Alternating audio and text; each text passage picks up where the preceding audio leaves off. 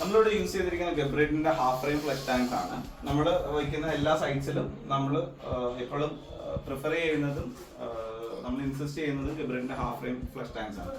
നിങ്ങളിവിടെ കാണുന്നത് ക്ലോസറ്റിന്റെ ഇൻലെറ്റും അത് ഔട്ട്ലെറ്റും ആണ്. നമ്മൾ സീലിംഗ് ആണ്, സാധാരണ ആരും അങ്ങനെ ചെയ്യാറില്ല, പക്ഷെ നമ്മുടെ എല്ലാ പ്രൊജക്ട്സിലും നമ്മൾ സീലിംഗ് ചെയ്തിട്ടാണ് പോകുന്നത്. നമ്മളിവിടെ സീലിംഗ് യൂസ് ചെയ്തിരിക്കുന്നത് വൈറ്റ് സിമെന്റ് ആണ്. വൈറ്റ് സിമെന്റ് വെച്ച് ഇങ്ങനെ ഒരു സീലിംഗ് ചെയ്യുമ്പോൾ അതിൻ്റെ ഒരു ഗുണം എന്ന് വെച്ച് കഴിഞ്ഞാൽ ഒരു കാരണവശാലും വെള്ളം ഭിത്തിയിലേക്ക് വലിയോ അല്ലെങ്കിൽ സൈഡിലേക്ക് ഒലിച്ചിറങ്ങോ അങ്ങനത്തെ ഒരു പ്രശ്നങ്ങളും ഉണ്ടാവില്ല. 100% സീലിംഗ് ആയിരിക്കും. കാരണം നമ്മൾ ചെയ്യുന്ന എല്ലാ വർക്ക്സിനും നമ്മളൊരു 5 years വാറണ്ടിയോട് കൂടിയാണ്, മെയിൻ്റനൻസ് ഫ്രീ ആയിട്ടാണ് നമ്മൾ കൊടുക്കുന്നത്.